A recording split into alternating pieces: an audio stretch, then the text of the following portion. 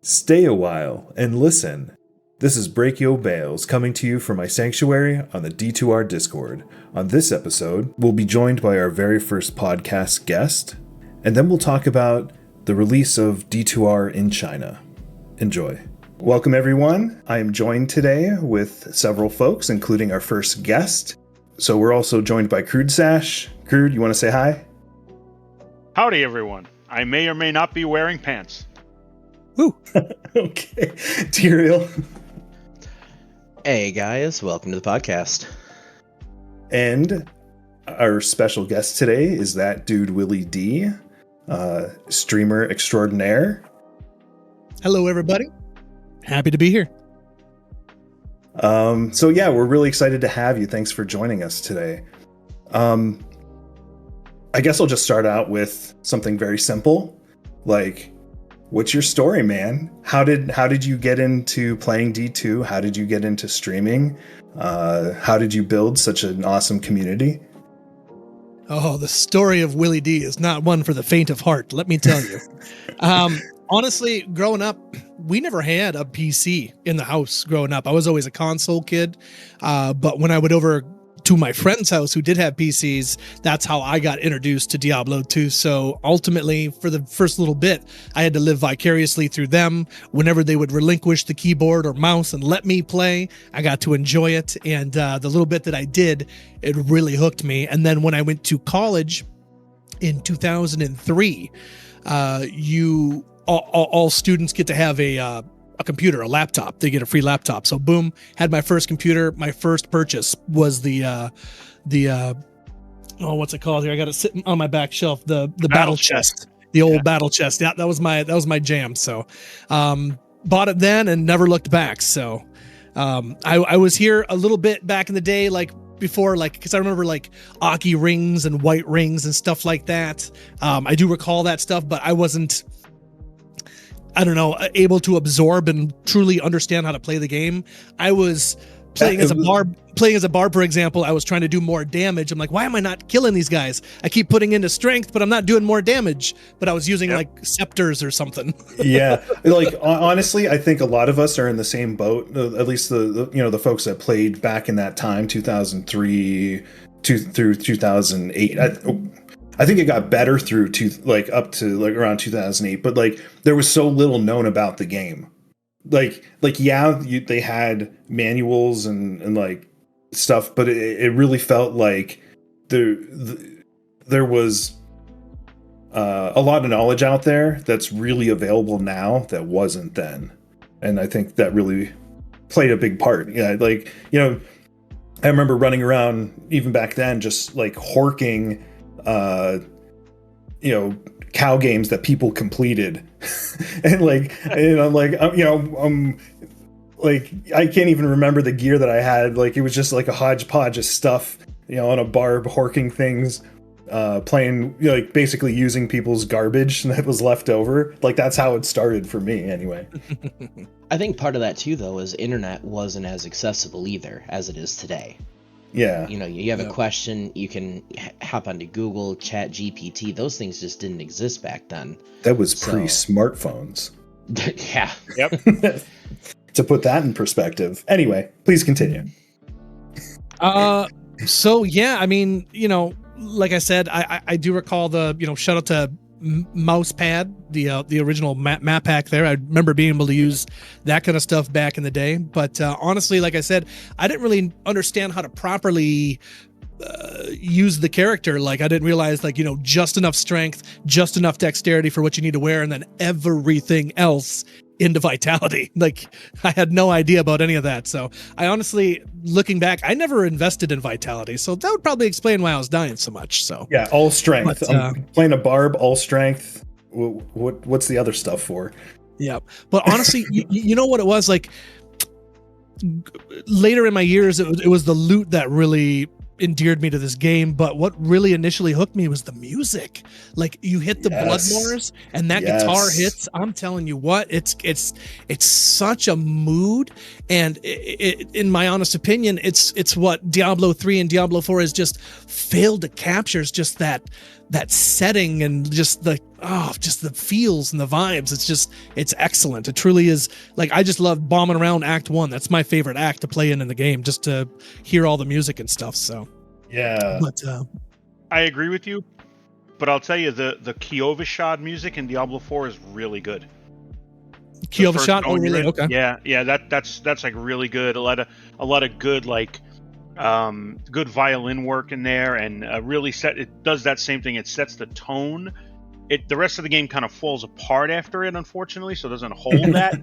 but when you're first in there and you're hearing that, like when you're in the town, you're like, yeah, this is, and you get that vibe and everything. And unfortunately, it kind of peters out later. But that beginning set, the music is really, really good. That first zone, if you take a listen to it, I think you'll appreciate it. Yeah, and go ahead. No, please go. All right. Well, I just want to say I agree with you 100%. The music in D2 stands out amongst all other games. But also, like, have you heard some of the remixes and stuff? We actually use a cover for the pod that's done by Elena Gingertail. It's a cover of the Tristram theme, but there's also like some dubstep stuff out there. There's we also use hits and bits, like lo-fi remakes of the music from D2 in the pod a little bit as well. It's probably going to be playing to what we're talking about right now. But yeah, the music's awesome, and I kind of wish there was more. I wish people like came out with more remixes and like more covers of it. But anyway.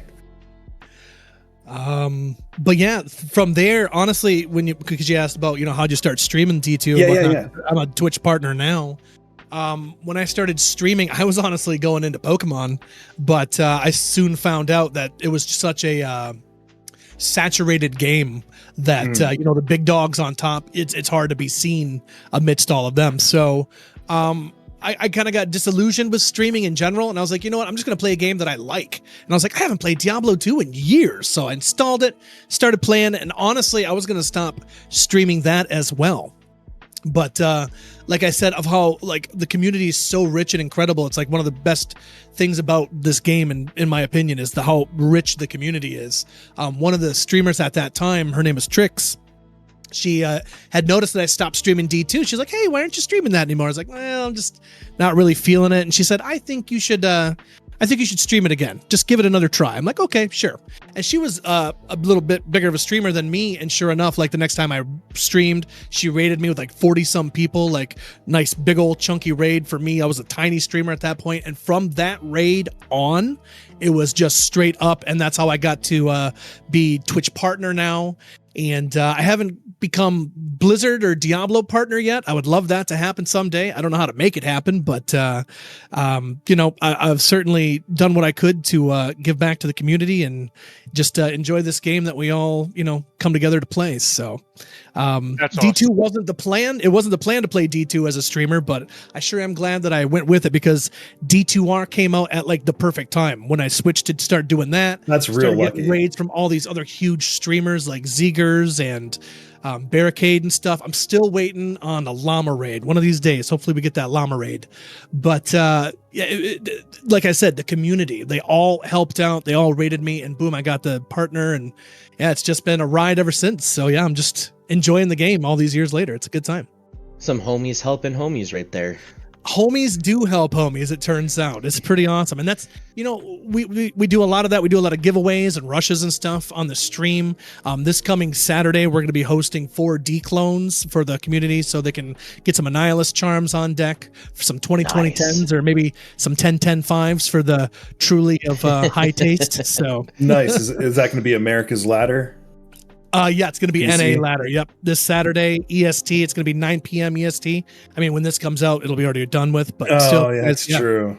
Yeah, feel free. I'll try. Maybe I'll try to get it done sooner, but we'll see. It's all good, buddy. Otherwise, if you're listening to this on Tuesday, sorry. But yeah, man, it's honestly, I'm blown away by this game. It's so much fun. So many people helping each other. Like, oh man, I was just saying in my chat today, I was making up like a fictional scenario, like, hey, I need an Amrune. Can somebody help me out? And then somebody comes in and drops off a 2020 torch and an Enigma and all this. It's like, I just wanted an Amrune. Like, where did this come from? And it's to show how generous the community is. Yeah, so and that's one of the things. That's one of the things I really love about it, and like why I do it, like why the mods and the admins from our Discord and from the Reddit, like why we do it is because the community is great and we love helping people, and I think there would be a hole in the community if we didn't keep pushing and trying to make it better. So absolutely agreed. Yep. So what else you got going on, man? In the world of D2, well, we've tried to find ways, because this is an older game, and people have seen quite a bit and done quite a bit, and we try to find different ways to enjoy it. And a few of the ways that we've discovered, like on Fridays, for instance, on my streams, we have Diablo 2 bingo, where I'm doing Travencall runs, and every run of Travencall I call out 3 bingo numbers. Every Ort rune that drops, people get 2 extra numbers, and it's just a way to play Diablo 2 with everybody and do giveaways, but at the same time, like, add another layer of fun to it, because people like doing the bingos. We got like little redeems for the buzzer to ring in and stuff like that, and it's just emotes and all this. They have a good time with it. And then we also have Trivia Tuesday, where we quiz people in the chat. We ask them Diablo 2 trivia questions, rune word questions about how charms roll, all kinds of different stuff, lore questions, and they get to drop down. I don't know if you guys ever watched The Price is Right, but they have this game called Plinko. Plinko. Where they drop these pucks down.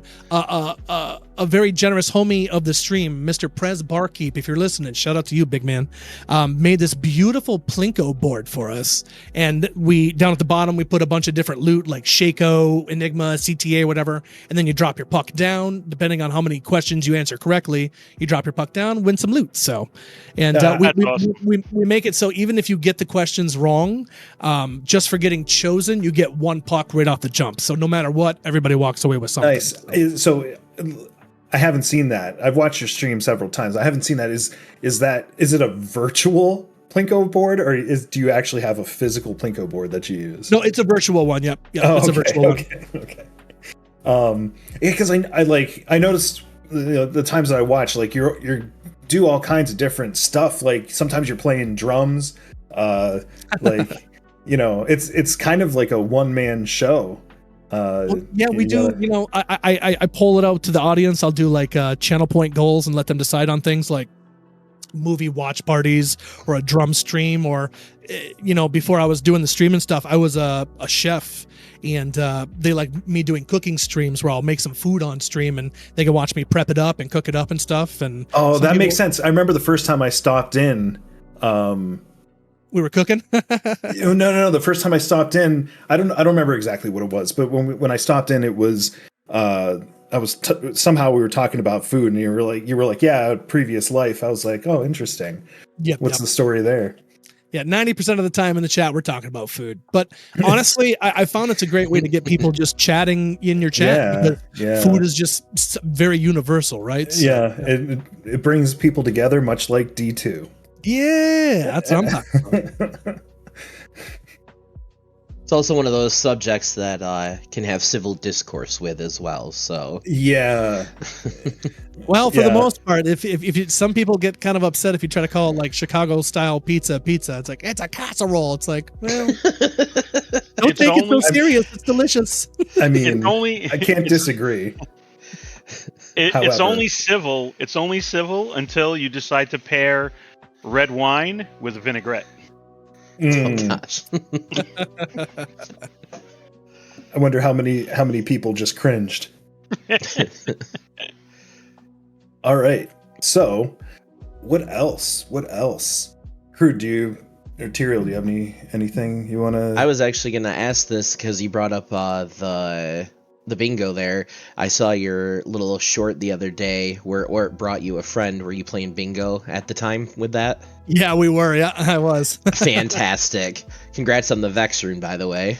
Yeah, that's always fun. That's always fun. Those moments that you find a high rune live, like it's such a great feeling. Like it's just so fun for me. Like I said, when I played Pokemon, I was a shiny hunter. I don't know if you know what that means. It's like it's an alternate color of that Pokemon, and it's just like something for trophy hunters to have essentially. And that's what high runes are for me. Is when you get that, it's just such a surge of excitement. It's so good. I actually have the best I've ever done was either in one Travancore run, I horked a Cham and a Sir. But wow. Chat says better than that was when I horked a Jaw rune and an SOJ in the same run, and then 12 runs later we got the Burr. So we got Enigma and SOJ in 12 Trav runs. That was pretty crazy. Sick. That is amazing. I'm just gonna hang up my belt now. Yeah, the chances of that are virtually impossible, but it does happen. It's like, so when they did the Christmas or the holiday events where it was like unlimited gold, I gambled both a Griffins and an SOJ. Oh wow, nice. How'd the Griffins roll? It was like so. I think I want to say it was maybe 1910, so or maybe 1911. So not great, but just to get it. Yeah, I mean the chances of that are so astronomical. This may be the silly question, but is it possible to gamble at ethereal? No, I don't think so. I don't think you can. I've never seen an ethereal. I don't think you can gamble ethereal. I didn't think you could. Yeah. So I do have a question. So I was going to ask you a question about like what made you get into streaming. I was going to ask you if it was just because you wanted a job that you needed a job, but you also didn't want to wear pants, and then Crude. It's very funny. Crude just wears a belt. He doesn't wear pants. Just a sash. I like it.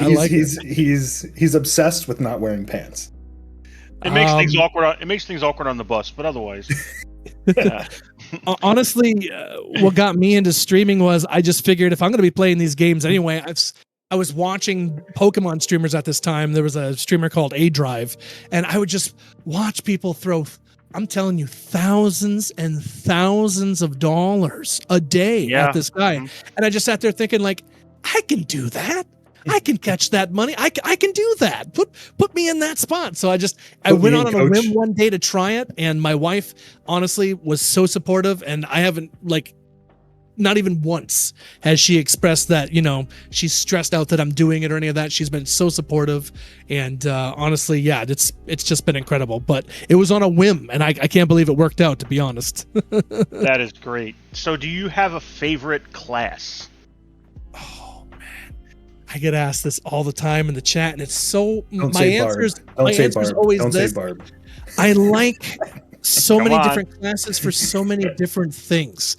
I love my Trav Barb. Horking is life.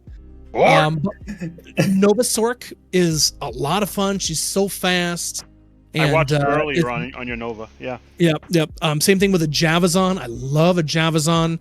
I love the combination of getting to have the decoy and the Valkyrie, especially if you're playing hardcore. Just having all those extra bodies on the field to kind of help run distraction with the Merc. It's pretty awesome. But lately, honestly, Trap Assassin. I love not needing keys, and Burst of Speed. Burst of Speed is my lifeblood. Like when I play another class and I don't have that, I'm pushing the button. I'm like, why am I slow? It makes such a big difference. And like, I will say I made a Mosaic Assassin, or I refer to it as a Mosin, because it's basically one shot, one kill, like destroys everything. But what are your thoughts on Mosaic? Well, I I had to stop playing the Mosaic because I stopped being able to see my children because it's so damn bright. Like you literally need a welding goggle. I'm not sure who it was that designed that and said, "No, this is fine. It should be that bright. That's good. No, it's fine." But do you think it should be nerfed? I believe the chat was telling me how they had tested it, Mosaic against like players 1,000 or 2,000 or something, and it was still destroying things. So maybe it needs a little bit of tweaking. When I played it, it's fun. It melts Ubers. I love it, but I feel really bad because it crashes games, and I don't want to crash somebody's game, dude. That stinks. And then maybe they lose their spot in that bail run or something. My game was crashing a lot when I was using it as well, so I had to turn down all my settings and stuff. And getting the stacks is kind of tedious, especially if you lose them. I get really mad when you lose them. But other than that, I mean, yeah, it's super satisfying to play. It melts Uber so fast. Like, wow. Yeah, it is awesome. I don't know, like, we'll get into the D2R China stuff, but from that, they kind of alluded to nerfing Mosaic, at least in that version of the game for China. I imagine we'll probably get the same at some point. Don't know when, but I imagine that we'll probably we might even see a nerf up to like 50 to 75%, because even then it still does enough to match any of the S tier classes and builds that are currently out there. It is incredibly overpowered, but it is fun to play. I think it needs to be reined in to be more into this, like with the spirit and intent of the game itself. And there's just so many things within this game that I would like them to hit first. Like, for example, like physical damage across the board. Everybody needs some love. Like, I don't know. we kind of covered that in the last pod. I think you said you. I listened to the last. I listened to the last two. Yeah. So, like the corpse explosion on a weapon, I think would be really cool, or a similar type mechanic. Splash, to add splash damage for melee. That would be ideal. Yeah. Give barbarians cleave, and I'll be a happy crude. It would be kind of cool if you could get some kind of like fireballs, for example. Like fireball's really, really strong. If you could get that on hit or something, so every time when you're doing the whirlwinds, it's like fireball. Like just the explosion itself, I guess. You're not necessarily like shooting it in all different directions, but like just the explosion itself. And we have the structure there because they made a change for D2R where throwing mastery gained these incredible buffs. Replenish quantity and not lose quantity, and the crit bonuses. So they've got that in there already. You've got the masteries where you can just go in and have fun with them and be like, okay, let's tweak this and add this kind of skill and that kind of thing. And I think that's a place they can really look at it. And I don't want to recap the whole my whole diatribe from the first pod, but yeah, I think that's in there, and I think that's a way that they can really improve the melee classes. Yeah, that'd be sweet. Yeah, so I guess while we're on the subject, like Crude, Tyrell, you want to talk about maybe what your favorite class build is? Man, that's a tough ask. Crude's got it loaded already. Go ahead, Crude. I love the Barbarian. The Barbarian was the first character I ever played, and it was the guy that I started on D2 when I didn't know anything, and I'm like level 40 something. I'm sitting there in Nightmare Act 3, dying all the time. I'm not doing any damage, kind of like what Willie said. Why am I not doing any damage? And I'm sitting here. Found some great souls on the old Diablo2.net. Ranger 44, wherever you are, huge shout out. Took me under your wing. Taught me how to play the class, taught me what weapons to look for, and it just grew from there. And I've always just loved that whole, hey, I'm going to take on the world kind of thing. And, I've just loved the class forever. Now, it's not as utile and it's not as fast as your sorceresses and your trapsins and a lot of your other classes, but I just love that. I always go back to that, and I want them to be the top dog. I want them, or at least to stand next to the other classes. And yeah, for me, it's barbarian all the way. Yeah, and I know I'll probably get hate mail for this, but I'm just going to say Hammered In. Like, it's always been my favorite. Hate me if you want, but I love it. That was my first real character. I started with an assassin. I mean, back in the LOD days, Assassin 8788 was my gamer tag on there. But my first real character was a Hammered In, so that will always hold a special place in my heart. But with my ADD, I have a real hard time just focusing on one. So I'll work on getting one up there, and then I like switching between them. The one that I can say definitively that is the least played for me has been Amazon, and maybe I need to missing out, man. I know. You need a Jabazon. I made a Bozon last ladder for the first time, like completely tricked it out, and I will say it is pretty good now, and I could do P5 Players 5 TZ Chaos Sanctuary pretty much without breaking a sweat. Anything more than that, I think was kind of pressing it, but it's good. But if you haven't played Jabazon, you got to do it. And maybe I'll get her some love coming up here then. My Bozon this season has been outstanding. I found a win force, and I said, well, I have to make a Bozon, and the build is. I think it's. I don't think she can die. I don't think anything can kill her because nothing gets close enough. And, I'm just like absolutely tearing through everything. There isn't a zone or anything that I've hit. Nilithak was a joke. I mean, it's just, everything. It's really, really strong, powerful build. Yeah. Willie D, before we go to the break, anything you want to shout out? Anything going on? I know you already talked about some of your stuff coming up this weekend, but, go ahead and tell the people your stuff. Yeah, absolutely. I mean, I just started not too terribly long ago developing Diablo content for YouTube.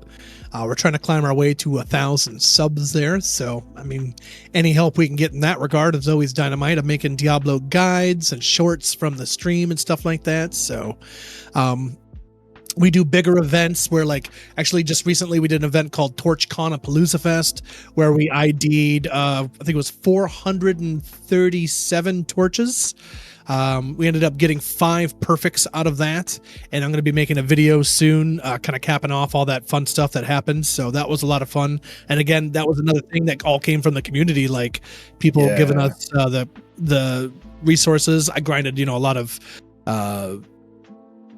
Ubers and whatnot, and shout out to Manny Lopez for doing like 95% of that work for that last one. He did so many Ubers for us, but yeah, it's just the community being awesome. So other than that, how do they find you on YouTube? Is it the same? ThatDudeWillyD on YouTube. Yep, and we got links to our Discord as well on my YouTube channel, so feel free to join that. So many we've just seemed to collect such quality human beings. I'm not sure how else to say it. They're just good people helping each other out, and just chatting about their days, posting picture about their food or whatever movie they're going to see. It's just really, really cool. So I've been pretty blessed to surround myself with such awesome people. So if that sounds like your cup of tea, come join us. The homies, man, we're always holding it down. So always a good time. Awesome. Thank you. And so if you want to check him out, it's ThatDudeWillyD on Twitch. And as he had mentioned, he's got YouTube going now as well. We're going to take a quick break. And when we come back, we will talk about a couple more things, including the D2R China release. And we'll be right back.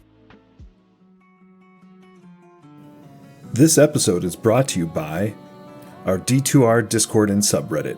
Come join our community of over 100,000 combined members. Ask questions, interact with other players, get real-time updates on Diablo Clone and Terror Zones, join voice channels and kill hordes together. enter our giveaways, or just hang out and chat. If you love D2R as much as we do, be sure to check it out. Links in the description. All right, and we are back.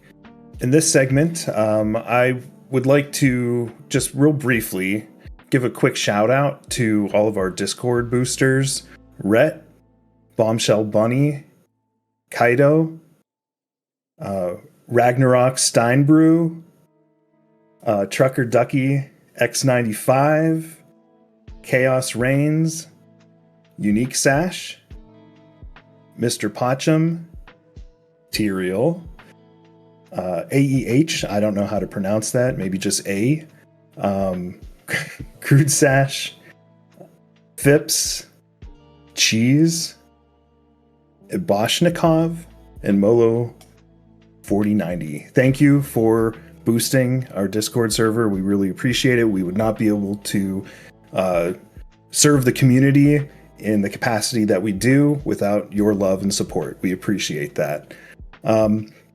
Also, I just want to say real briefly, one really neat thing that I'm working on for the Discord right now is a party finder bot, similar to like how there's a dungeon finder in World of Warcraft. And sometimes it's really hard to find the type of game that you're looking for in D2R.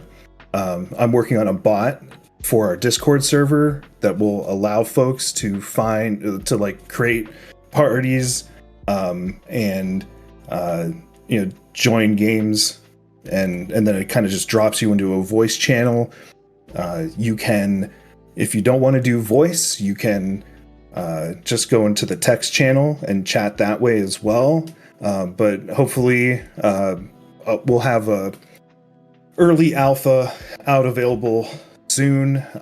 Just working on basic functionality right now, and I'll continue working on that, so keep an eye out for that.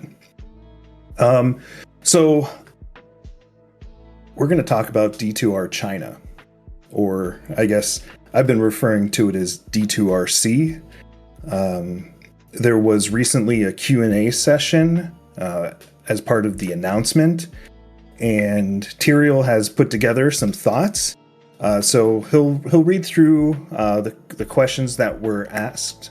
Excuse me, the questions that were asked at that session, and he'll share some of his thoughts, and we'll kind of pop in and share maybe some of our perspective on that as well.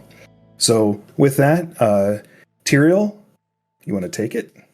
Yeah, all right. So I spent a couple of days, a couple of hours going over this and wanted to see what I could glean from this.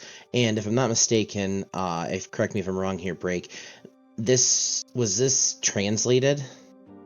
Yes. Okay. Translated at least once. I had heard that perhaps it was translated to Korean and then to English. I don't know how true that is, but there may be some discrepancies between what was actually said and what we ended up with. That's the disclaimer on that. Okay, so you mean perfect. Originally this could have been like a recipe for soup? Yes, very possibly. Or instructions for pants, we'll never know. How to put on pants. All right, go ahead. No. So, with that, I want to say if anyone else has seen this untranslated and can translate and has other thoughts, please by all means hop into the Discord. Let me know your thoughts. We would love to bring them up in the next podcast if there is things that maybe we didn't quite understand that you could give some clarity on, or your own thoughts, share them with us. If you see things that we don't see, there's only so many of us, and with different perspectives comes different information, so please let us know. But we're going to start off with the first question, and I just want to say real quick, these questions and answers are posted on our Reddit. There's a post that has all the Q&A all together in one post. So that's where the basis of this information comes from. All Okay, right. I'm done. No, you're good. I will say I'm reading these as is, so that might sound like there's repeat questions where it's the second question, my second question, that kind of thing. There's several that are that way, and they're completely different questions. So that's not just me, smelling popcorn over It's here. because It's they went from one. translation. Yeah, well, they went from they had multiple people asking questions, and they each got, I think, three questions or Okay. two questions. So that's why they start that way.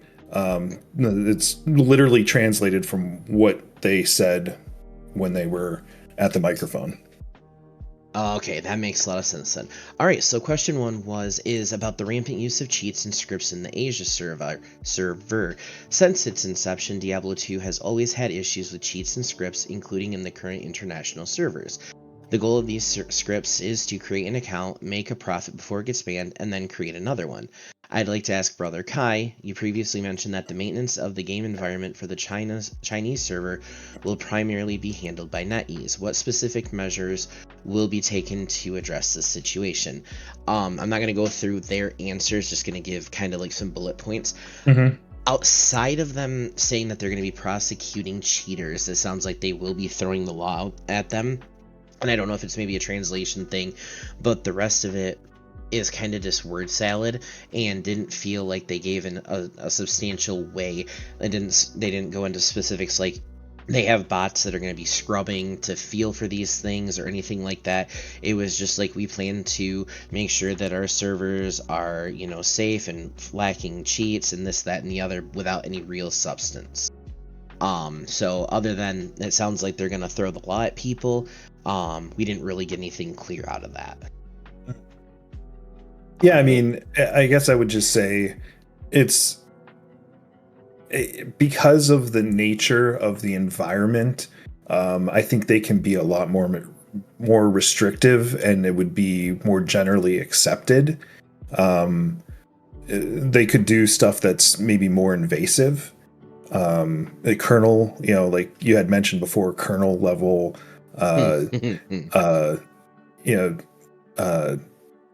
whatever you want to call it, kernel level anti-cheats. Yeah, being able to be that invasive. I don't know if that's the case, but it's possible that they could really lock it down if they decide to go that direction.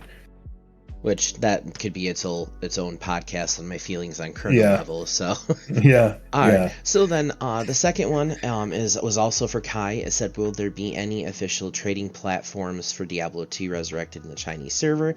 If not, how will you balance free trading with studio scripts? Is there a specific detection mechanism or penalty policy? And it seems like there's going to be no official trading platform, and it's almost sounding to me like they're not even going to have access to things like Diablo2.io or Tradery or even like their own brand of those things. And it doesn't sound like they plan to work with them either to have, like it's split now, like, hey, this is on Asia, Europe, Americas. It doesn't sound like they're going to work with those companies to get a China option for them.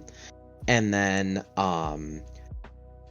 I'm curious exactly what they plan to do to combat bots, and if they do find something that is not too invasive, is that something that they could then hand over to Blizzard International to try to take care of that issue? Yeah.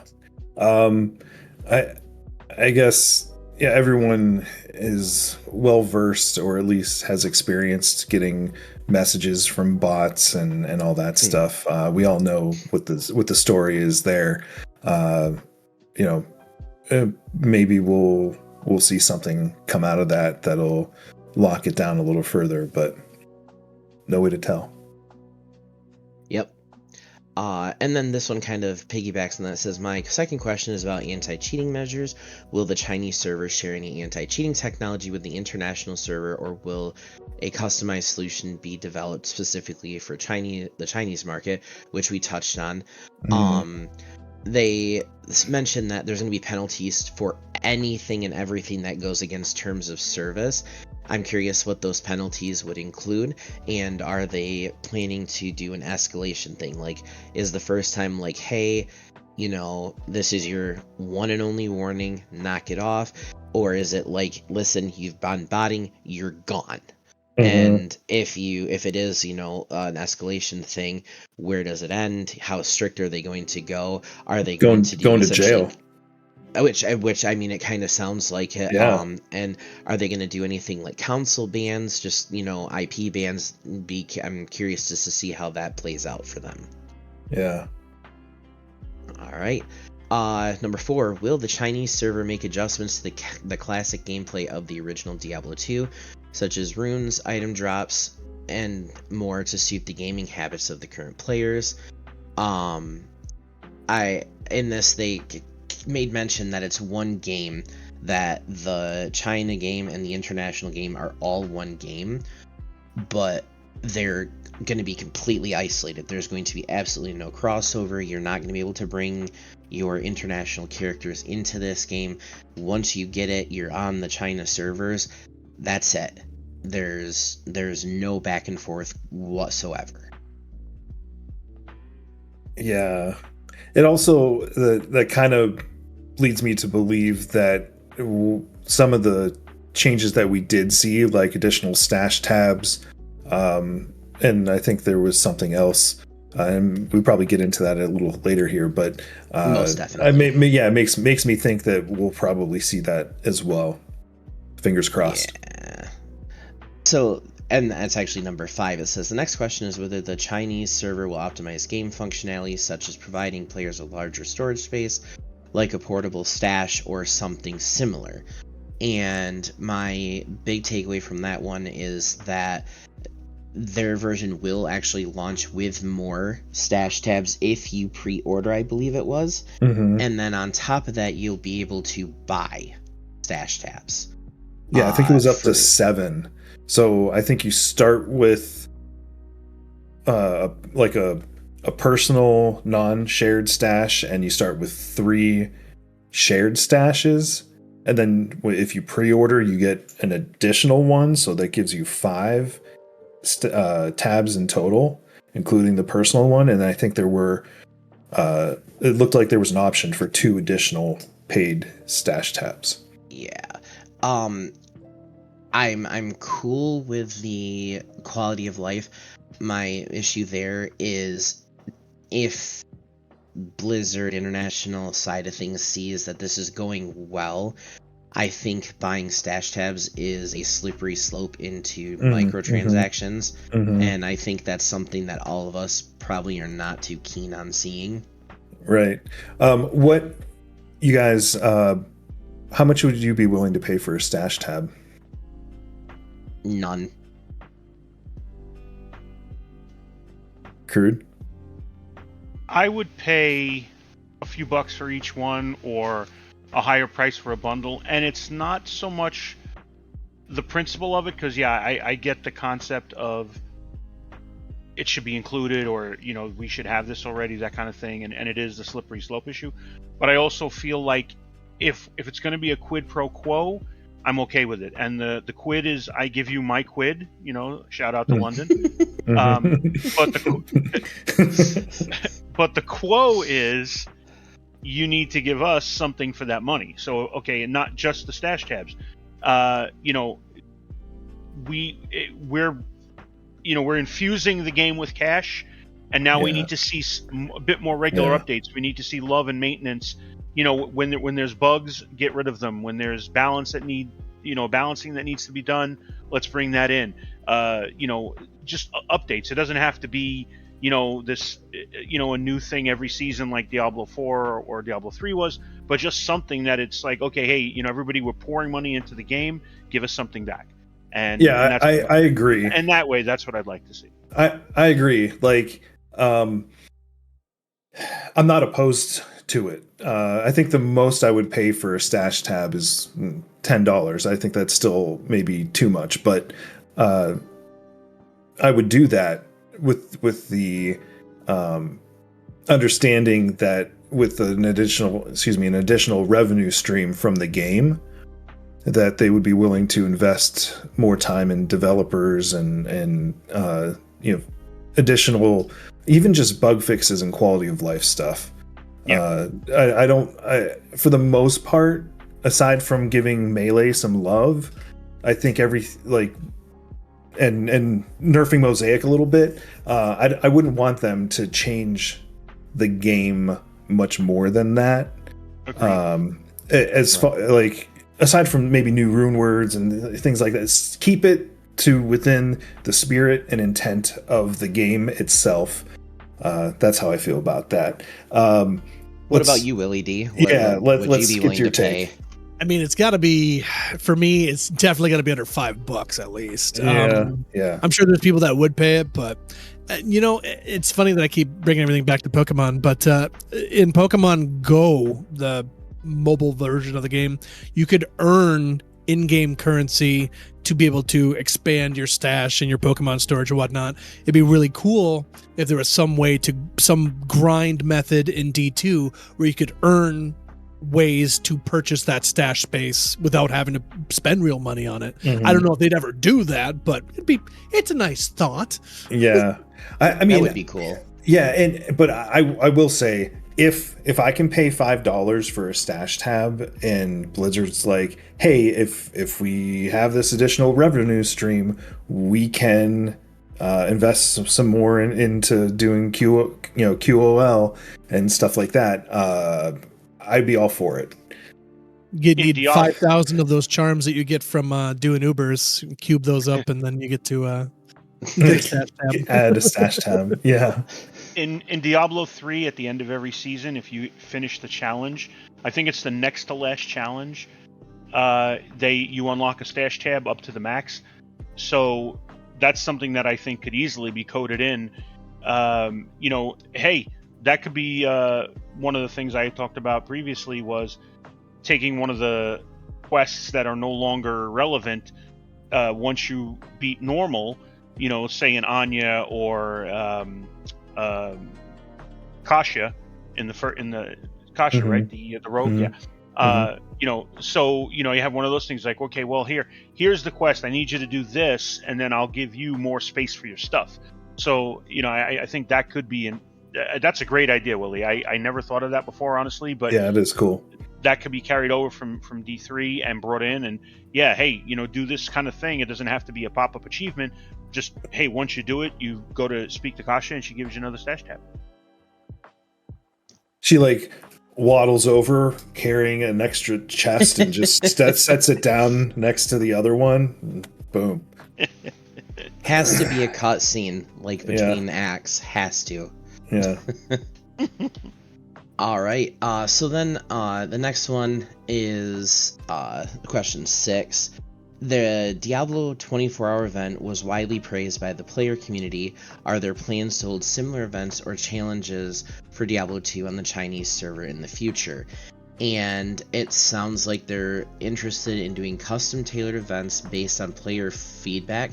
And if that was something that was brought also over to international side, I think that would be a huge boon for players across the board. Yeah, my guess is much like they do the 2 weeks of terror or whatever they call it during Christmas. 12 days. Yeah. I would imagine that it would be something similar to that. What is this something that I've missed? What is this 24-hour event? No. So during Christmas, they do the 12 days of terror, something like that. Days, yeah, and every day is a different buff. It does different stuff. Oh, so that's what they're talking about, is just that. Well, okay. I'm just assuming that they'll do something similar to that. Like we have, they'll do something similar for their players. I'm actually looking right now. I'm doing a quick search, and it's literally right here in the question, but I'm not finding any actual specific discussion or mentions of a Diablo 24-hour event. Yeah. Unless it's that live stream for charity. Yeah, I really don't know. Could be a poor translation too, like you said, if it went back and forth and back and forth. There's actually a really funny version of the Revenge of the Sith where it was converted from English to Chinese back to English, back to Chinese, and then back to English one more time. And oh my goodness, it's so silly. It's so funny. Like, instead of this is where the fun begins, like Anakin says, he goes, game time started. It's like, what does that even mean? You're gonna have to send me this link, Willie D, because that's gold. It sounds a lot less serious. Oh, that's great. So then question 7, it says, to cater to the Chinese market and players' needs, will the upcoming version or future updates of Diablo 2 Resurrected include any China-specific content in terms of gameplay? The only thing that they really mentioned was like the pre-order bonuses, which I'm not a big fan of, especially the one and done exclusive set that is apparently, from what we're kind of picking up, it looks like it's going to be one-time use. It's non-ladder only, which that part is good. That means you're not going to be able to get a jump on ladder because you've got this, beginning set, whatever. But it's just weird that they're giving this set that's going to exist for literally one time and it's done. So yeah, I mean, they get like SOJs and some runes and like lightning facet or like rainbow facets, and I think there's a new set that is like comparable to Saigon. So it's not anything like major, but I think like, to me, SOJs are so hard to get. It's crazy that they're just giving it to you, but they'll have some declones going on the first few weeks. Oh, absolutely. And even the thing is if you play a single player, there's your Annihilus right there, and done. Like they gave you the declone spawn. So I didn't even think about that. That's awesome. Yeah. Let's see. I think it's number 8. Yep. This next question is, you just announced the pricing for Diablo 2 Resurrected. It is 168 I think it's Chinese yen, is that correct? I'm not sure what theirs is. But that sounds like it's going to be equivalent to when they do the sales for us. And honestly, I think that's great. That means more people playing the game, means more hype for the game, more reason for Blizzard to continue to pour into this game. More players playing means more interest, means stuff that will happen. Question 9. Allegedly. My first question is about the Chinese servers premium packages, which include exclusive sets, unique items, and additional runes. How much impact do these items have on the early game experience, and will they affect the fairness of future ladder rankings? And it sounds like the set and the other, like I said, the bonuses can't even be used in ladder, which was my first concern. And now that they've kind of just said it's literally non-ladder, it's a non-issue at this point. It just seems so odd to create a brand new set, go through the effort of doing that, and then be like, it's only for a limited time and then never to be used again. That just seems so silly. Yeah. I gotta believe it's gonna come to the rest of the world somehow, some way, but I don't know. That just seems so silly. Agreed. And, it would be interesting, and I think we talked about it on a previous pod, but it'd be interesting if they introduced a set that like levels with you. Which would be awesome. Yeah. The only other thing on that one too, and apparently there's going to be a golden experience bonus. 30%. Yeah. Yep, and those will actually carry over into ladder. So I wonder when their ladder's going to, like, if this is going to kick off and then like their ladder will start 30 days later or whatever. I also find it interesting because I think our current ladder should start like end of September, mid to end of September. That's in that like 3 to 4 month range that we typically see. I just kind of wonder if the ladders will be aligned, if they're going to be offset somehow. I'll be curious to see that. I guess I didn't catch when they're planning to launch this, but it sounds like for sure. I think it's the 27th. Yeah. Like, okay, in like 13 days here. Mm-hmm. Okay. Yeah, it sounds, and I think it might be in my notes here later. They are definitely just launching non-ladder to start, and It's then what they did for. It's what they did for D2R as well. which I mean that makes sense. Mhm. It sounds like they do have a date in mind. They just haven't released it yet for the ladder launch. So I guess that's gonna be one of those TBDs. Yeah, to be seen. This To be last ladder that determined. we had, I don't know if you guys noticed that. This last ladder we had was late, I It's think. like 4 months. Yeah. Well, for D2R, I think it was like a couple weeks too late because I remember my mom was supposed to be coming to see us, and I ended up having to do ladder because they went like 2 weeks later or something. So I don't know. They're just so weird with their new ladder schedules. It's like I swear they don't know what they're doing sometimes. So it's hard to say, man. and like I think it's because it's right now. It's kind of an afterthought. They've probably been working on this with a small team for quite some time, I imagine, which could be the reason why we haven't seen or heard anything much from them.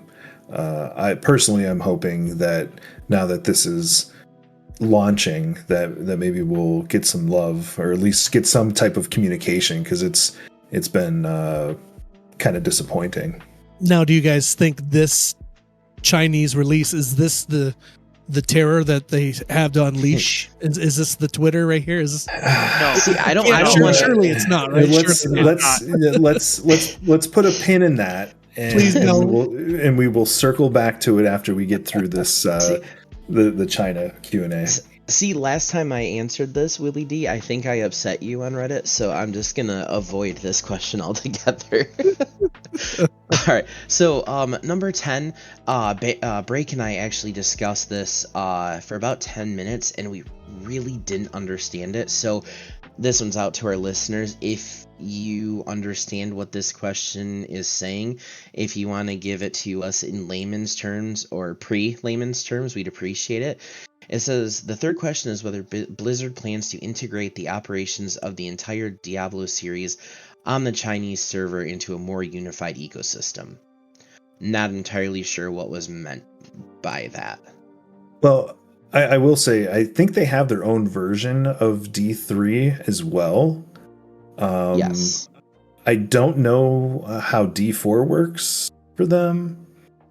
But I imagine if I'm just going to take a stab at it, like maybe D1, D2, D3, D4, Diablo Immortal, maybe they're kind of asking if they'll have kind of a unified approach in having all those different games available to them, like provided like separate with NetEase and all of that stuff.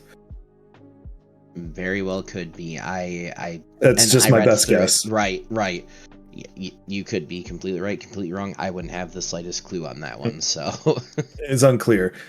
Yes. So then on to 11. The first question is about the localization process. What behind-the-scenes efforts invisible to players were made? What specific challenges were encountered during the process? The only thing that I really got out of that whole thing was, and this warmed me, and knowing how you guys all feel that this community is nostalgic the same way that we are, it was really cool. They went and, well, getting this done on like the legal side of things, the original Diablo 2 license was 1997518, and they wanted to keep that nostalgia alive, and so the license for D2RC is also 1997518. So it sounds like these guys are just as nostalgic, and that this game means as much to them as it does to us. When you say license number, you mean like the barcode on the box? I'm not entirely sure what they meant by that. Yeah, because are they selling physical copies? What does that mean? Is that so a UPC? I don't. It is the game's publishing license. Oh, okay. So Yeah, but I just thought that was kind of a neat takeaway, is that they're like, we're gonna keep this the exact same. Wonder where that even shows up at. That's a really good question. That's something that maybe once we're done here, I can take a look into. All right, so then we're at 12. It says, following up on this, have you done any specific work or implemented particular technical measures regarding server setup? They are doing all sorts of stuff, like their server localization.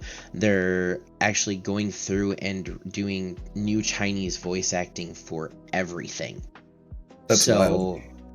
That is insane. So if this is something that is specific to literally a single country, it kind of gives me some hope that if they're doing this much for a single country's release, that there is things in waiting in the wings for the international version.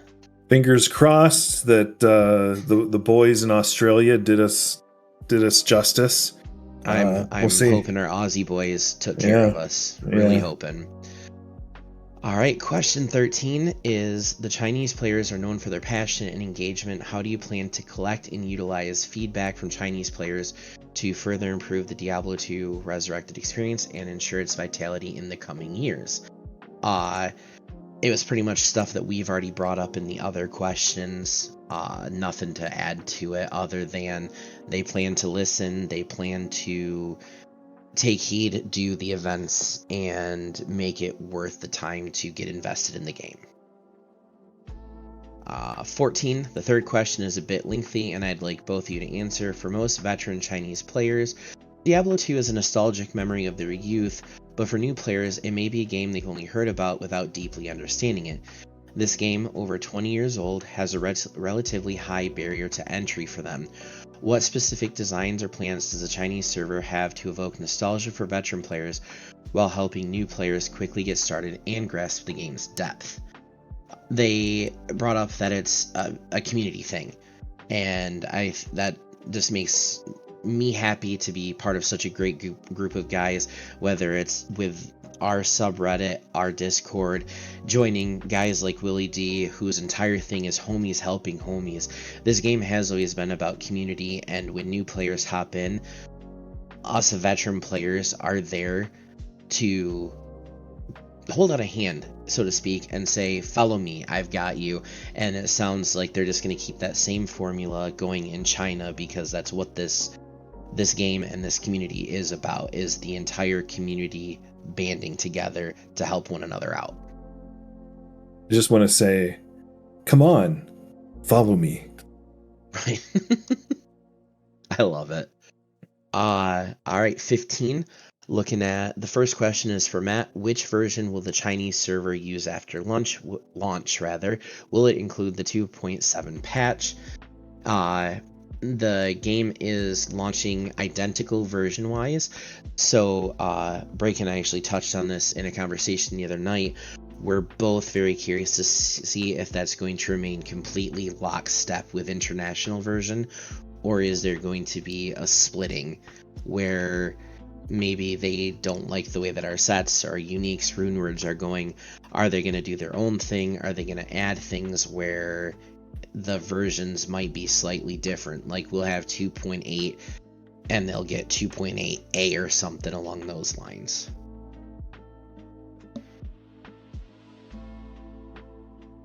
Cricket? 17? Cricket? Yeah, sorry. I was just wanting to see if anyone had anything to throw in there. So 16 is many of the Chinese players have already experienced Diablo 2 Resurrected on international servers, and leveling a new character in this game has a steep learning curve. Is there any possibility for players to transfer their international server accounts to the Chinese servers in the future? And they said it is not an option. Point blank, this is put in its own bubble. The way that I put it is it's very clear that NetEase plans to keep D2RC as its own microcosm, void of anything on the international side. Alright, 17. My question is that the game hasn't received new content updates for several years, such as new rune words. I want to say, is that actually true? Because I'm pretty new back into it. Was like the Mosaic in 2.6, was that actually years ago at this point? Yes. Yeah. Okay. I think it was season 2 that Mosaic came out. Dang. And Okay. the last minor update we've had is season 6. So it's been quite some time. We need some love. Okay, perfect then. So it says, will updates resume in the future? If so, will they be continuous or follow the seasonal model as is typical? It's they didn't specify anything, but there felt like some veiled hints there that there is things on the horizon, and I'm hoping that with the way it sounds like they're planning to maintain with the international versions, I'm hoping that we will be seeing those veiled hints here soon coming to light. Second question is about Diablo 2's hidden elements like the Red Portal or Uber Diablo. Uber Diablo remains a very challenging boss to trigger. Are there plans to lower the threshold slightly? They said they're planning to keep the Uber Diablo Pandemonium events as they currently stand. Makes me happy that they're not going to make it easier for those players. You know, it's part of the hustle, it's part of the grind, so let's keep it the way that it is. Yeah, exactly. Keep it as is. The third question is that reaching level 99 in Diablo 2 is an extremely difficult achievement, especially in hardcore mode. Yet, you've designed a trophy for reaching level 99 in hardcore mode.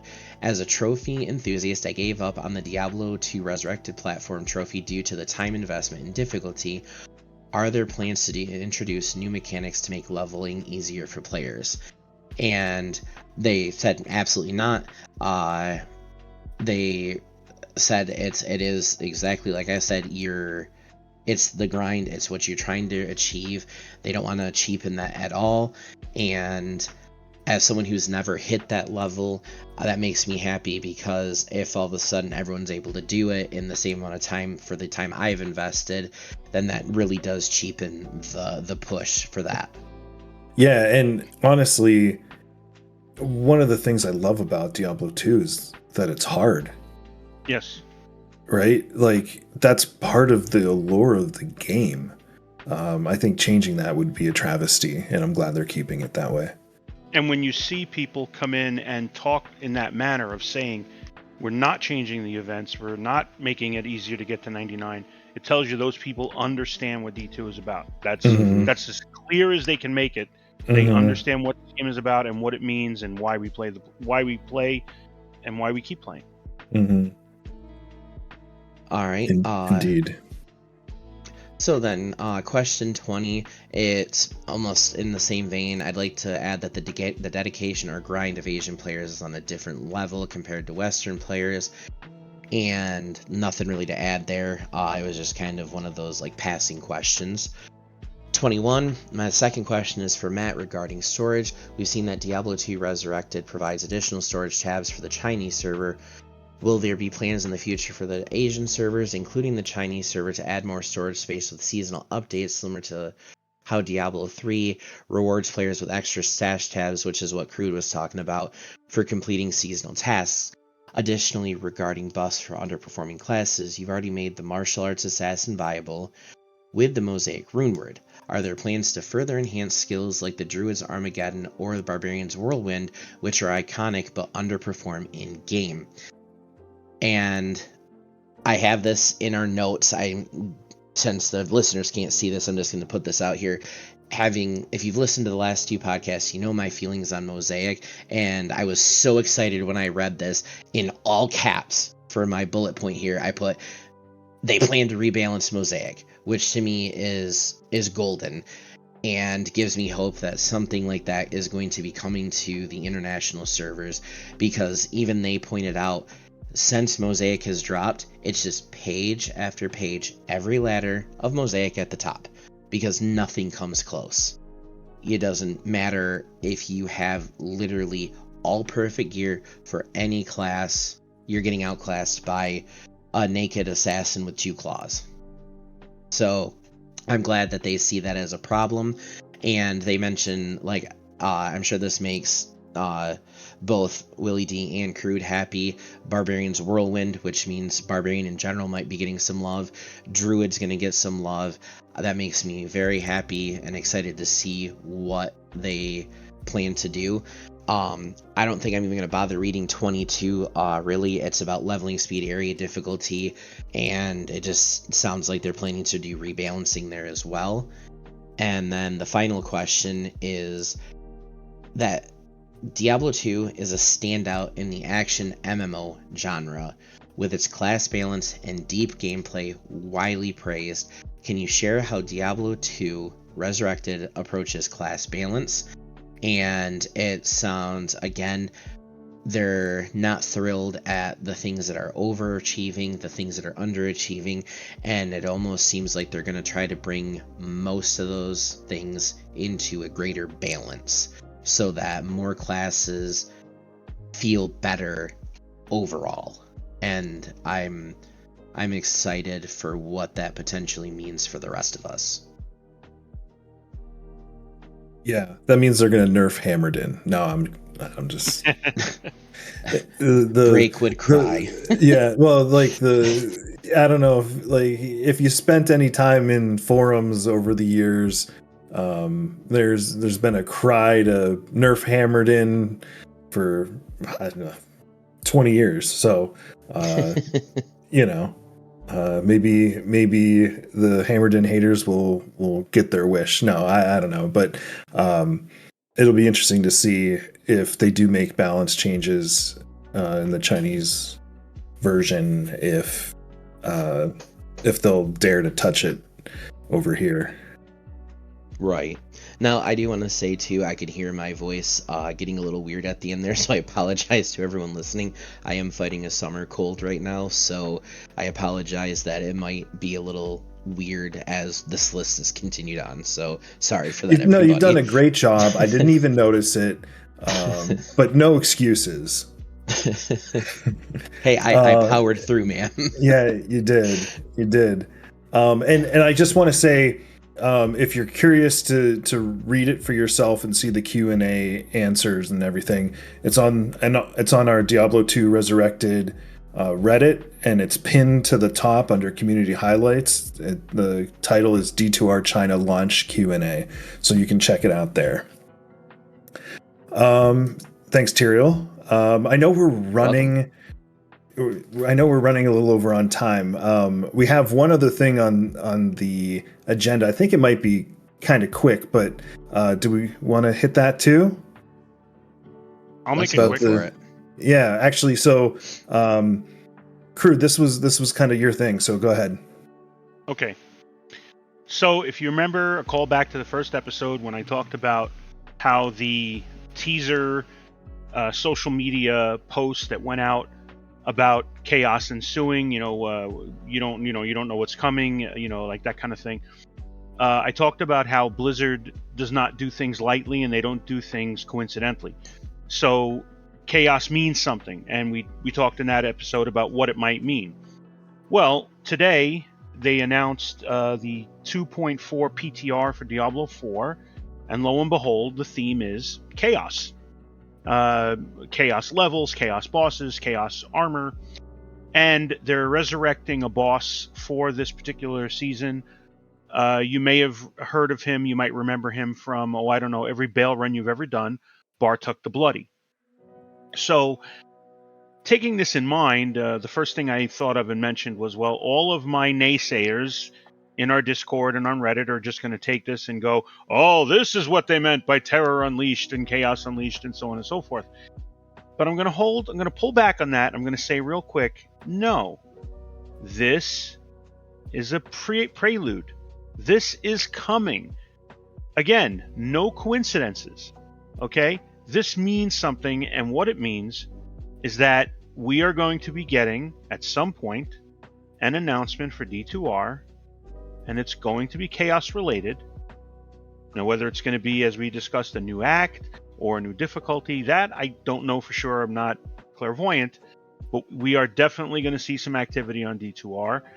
And I will tell everybody here now that you should set your calendars for the last week of August, during Gamescom, when there will be the release of the World of Warcraft trailer for their next expansion, do not be shocked if out on the stage strolls a man with a guitar, similar to what happened in 2008 when we first heard about Diablo 3, and we get a real true update for what's coming in D2R. Again, no inside information. I'm not spilling any beans. This is just my interpretation of the dates and what I think could potentially happen. So I would not be shocked if in about 2 weeks we are all abuzz with news that D2R is finally getting a huge update, and it's going to come for us. Don't give me hope. I will. No, I pray that you are right. Things have been so quiet for so long that it's hard to imagine actually getting some kind of communication. But I hope you're right. Don't be red. You have to be Andy Dufresne. Hope is a good thing. Yeah. Yes. Yeah, you're with like three of the most hopeful guys here, Willie. Like we carry the hope on our shoulders. We're like Atlas of hope. Well, being out here streaming, you really see the numbers start to dwindle. Even streamers that used to stream Diablo 2 don't anymore. They just keep falling off. And I've kept my feet planted. I'm like, no, I have hope. People have called me crazy and all this stuff coming out now that things are maybe happening. It's a very cool time to be a D2 fan. So I'm excited for the future for sure. Yeah, kind of like, and I'll just say the pod itself. We didn't time it in any certain way, but timing is everything. And if when you started streaming and D2R came out and you just kind of caught that wave and rode it, like it's possible, we could do the same thing. We don't know what's going to happen. Blizzard's been very tight-lipped, but we'd love to have someone from the D2 team on the podcast. Shout out if anyone's listening that's interested and wants to come on the show. If we're doing that, I'm going for broke. Listen, my boy David Brevik, if you are listening to this, please grace us with your awesome presence. That would be like a dream come true. He hasn't answered my email yet, but I am still hopeful. Right. I drive by his house every morning. And I think we've reached the top. Like, I don't know that we could make a bigger ask. So, we'll see. We'll see what happens. Anything else from you guys before we wrap up here? I'll do a shout out. I want to thank all of our server boosters. I want to thank all of our content creators who are on our Discord for championing this game that we love so much. Thank you to our community legends who help so much. What we Mysterio and Pavkey. Yes, absolute legends. And I'll even give a shout out to Chiappa. He's one of our behind the scenes guys, and without these people, what we do would not be possible. So I want to say thank you to each and every one of you for what you do for this community and for us in general. Awesome.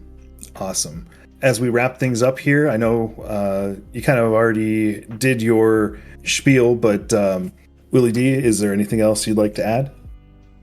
I just want to say thank you to anybody that's listening right now to this podcast. We all appreciate you very much. As a streamer, anybody that takes the time out of their day to spend time with us, enjoying a game that we love, or just, yakking it up in the chat in general. It's always a great time to connect with people that love something as much as you do. So the community is amazing. Thank you guys for inviting me and thank you. Podcast. Thanks for joining. It's been a blast. Yeah, You ever need somebody to yak with you again, I'm sure I'd swing on by. So I will certainly herald the homies and make sure they get on this video, come over and listen, and hopefully, spread the love. Awesome. Maybe we can talk about doing a regular crossover kind of thing. We can talk. Let's do it. All right, cool. All right, well, thank you, everybody. Tyrael, Crude Sash, Willie D. This has been awesome. Thank you, everybody, for listening, and we will see you next time. Your presence honors us. And if you enjoy our content, please consider joining our community on Reddit and Discord. And as always, farewell. Until next time.